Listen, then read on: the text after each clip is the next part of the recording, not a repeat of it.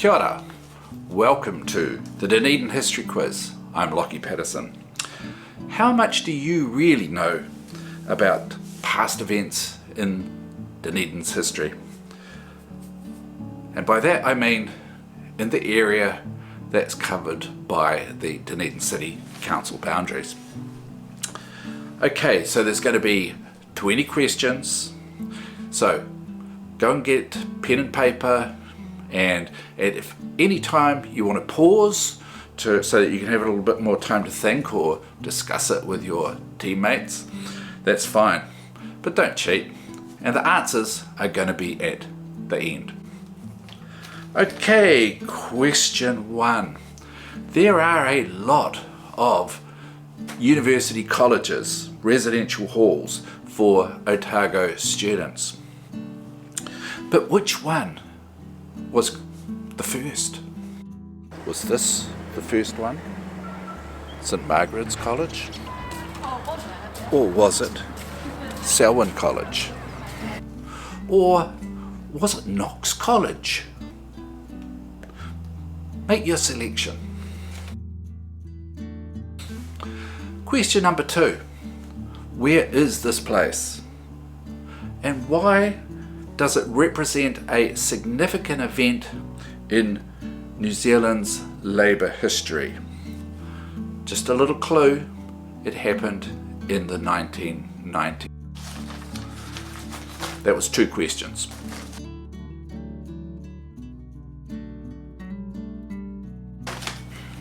Okay, question number 4.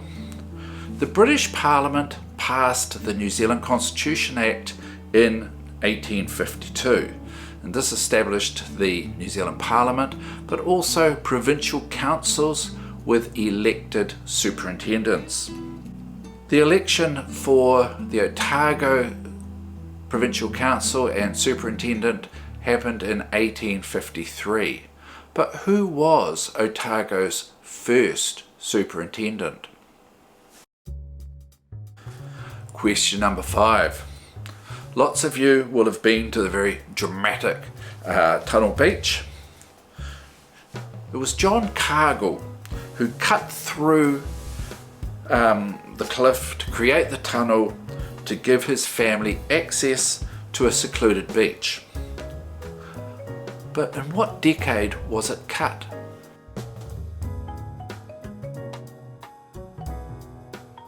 Question number 6. Treaty of Waitangi was signed at Otako in 1840. And as a centennial project, a new meeting house called Tamatea was built at the marae, and it was completed in 1946. But what is distinctive about the whakairo, the carvings of this wharenui?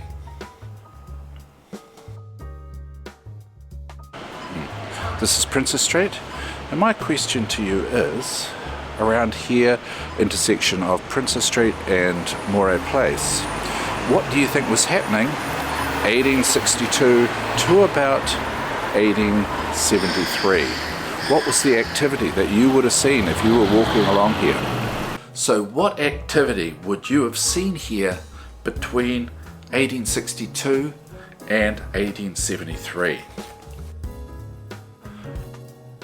Question 8. Toitu Settlers Museum is a great city asset, but where does it get its Toitu name from? Question 9. It's well known that prisoners from Parihaka protesting the land confiscation in Taranaki were sent to Dunedin in 1879 and in the early 1880s. But Dunedin also had prisoners from the Pakakohe hapu of Ngāti Ruanui. Did they come before or after the Parihaka prisoners? And why were they sent here?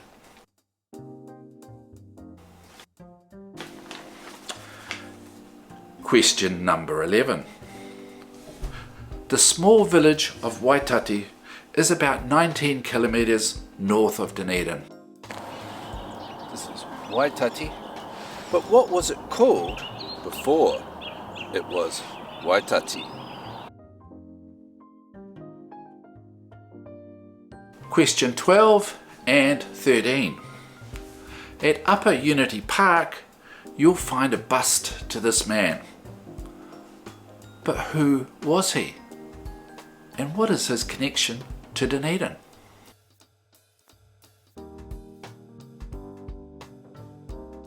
Question 14. Dunedin's first cable car started in 1881, and a number of lines were built to connect the hill suburbs with the town centre. But when did the last one run?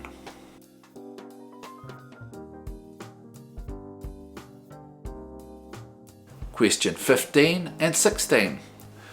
Dunedin has had 48 mayors. Dave Cull was the last, and Aaron Hawkins is the incumbent. But Dunedin has only ever had one woman as mayor. Who was she? And in what decade or decades did she serve? Question 17. Alec Bathgate and Chris Knox were in the bands Toy Love and Tall Dwarfs. But what seminal Dunedin band were they in before this, in 1977 and 78? Questions 18 and 19. Where is Otaru? What is its significance to Dunedin? Okay, this is the last question. What happened at Dunedin Airport on the 7th of June 1980? Okay, pause, check your answers, and then unpause, and you'll be able to hear what the answers are. Welcome back. So now the answers. The first question was, what was the first residential college established for students at Otago? And it was Selwyn College that was founded in 1893. Well, it was in Milton. It was the Alliance Textiles, and the management had locked out the workers, try and get them to sign an agreement. That was in 1992, and some of the workers remained locked out for 6 years. So question number 4. Who was Otago's first superintendent? It was Captain William Cargill. He was one of the first leaders of the Otago colonists who came in 1848. Right, so it was actually his son who had cut the tunnel down to Tunnel Beach, and that happened in the 1870s. Right, question number 6. So, what is distinctive about the Tamatea Wharenui? Well, its carvings were actually made of cast concrete. Question number 7. So what activity might you have seen around about the intersection of Moray Place and Princess Street? Well, that area is known as Bell Hill, and Bell Hill used to be an awful lot taller. It was so tall that some people just didn't like going up and would try to avoid going along that part of Princess Street. So over 10 years, mixture of contractors and jail prisoners were taken there, and to excavate all of that hill down. The rubble went to reclaim the estuary land in the harbour. So in some parts it was as much as 25 metres that was taken down.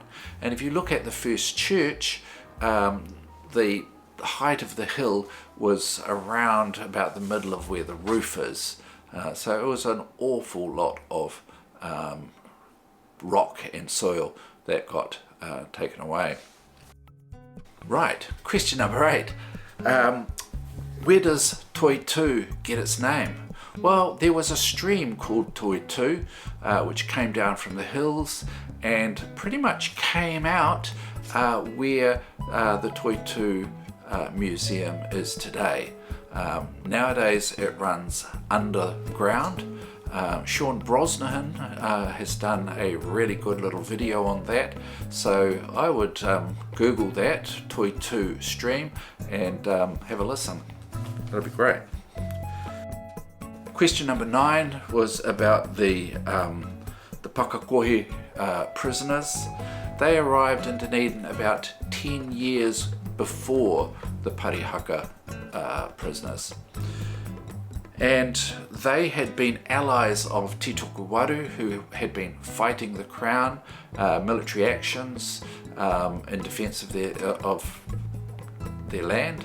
And the Pakakohe people, when they surrendered, they were charged with high treason, sort of sentenced to death, but that was commuted to penal servitude in Dunedin. Question number 11. What was Waitati called before it was called Waitati? Well, in that area there was a duck by the name of Tete, which is a grey teal. So the place was called Waitete, which means waters with lots of these ducks. Questions number 12 and 13. Who is that person whose bust is showing there in Upper Unity Park? Well, that was Admiral Richard Byrd, and he was an Antarctic explorer, part of the US Navy, and his ships came into Dunedin, a little bit like Robert Falcon Scott did, and but Byrd left Dunedin for the Antarctic in 1828. Question 14. When did the last cable car run in Dunedin? Well, that was in 1957. Some people are trying to get them back. Question 15. Who was the first female mayor of Dunedin? It was Suki Turner, and she served as mayor in the second half of the 1990s and the first half of the 2000s. Question 17. Alec Bathgate and Chris Knox. They played a number of well-known bands, but they started out in a seminal punk band by the name of The Enemy. I remember seeing them play. I didn't really understand it at the time. Questions 18 and 19. Where is Otaru?